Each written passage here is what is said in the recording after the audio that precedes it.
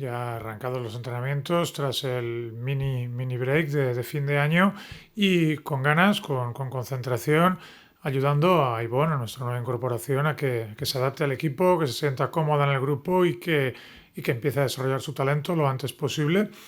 Y concienciadas de que, bueno, que nuestra mejora pasa por el día a día, pasa por el Rocha Arena y tenemos una muy buena oportunidad en este partido. Bueno, continúan yo creo que con alguna idea defensiva parecida, alternando defensas tanto en toda pista como zonales, que el año pasado les funcionaron muy bien, y el staff ha confeccionado una plantilla muy dinámica, bastante versátil, que amenaza mucho desde el exterior, con interiores móviles y abiertas, especialmente el juego de Jankovic y de Besua, creo que está siendo muy productivo para el equipo desde el interior, y con jugadores exteriores, muy buena trayectoria, rendimiento, nuestras exjugadoras Ángela Salvadores y Joy Brown rindiendo a un altísimo nivel y creo que es un equipo a tener muy en cuenta, peleando ahí por los puestos de Copa, pero creo que es una plantilla muy compensada y muy bien entrenada.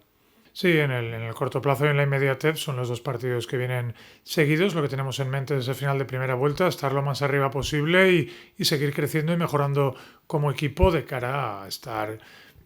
con opciones de alcanzar todos los objetivos. Como dices, el primero, pequeño pero no menos importante, es ser cabeza de serie para la Copa. Yo creo que llegamos con esa mentalidad, con esa intención, el trabajo se está realizando de una forma correcta y con una muy buena intensidad. Sí es cierto que tenemos algunas jugadoras que llegan, bueno, pues un poco resfriadas, con procesos víricos o de gripe, como la gran mayoría de la población en estas fechas, pero el grupo está bien, el grupo está concienciado de jugar juntas y de dar lo mejor posible en la pista. Sempre, no només quan vens de derrotes o de mals moments tens ganes, però evidentment quan estàs en una època una mica així de baixón, per diversos motius també, doncs encara s'agafen més ganes. Sí, al final la connexió jugadores, equip en general amb afició sempre ha estat molt forta aquí i bueno, inclús en els moments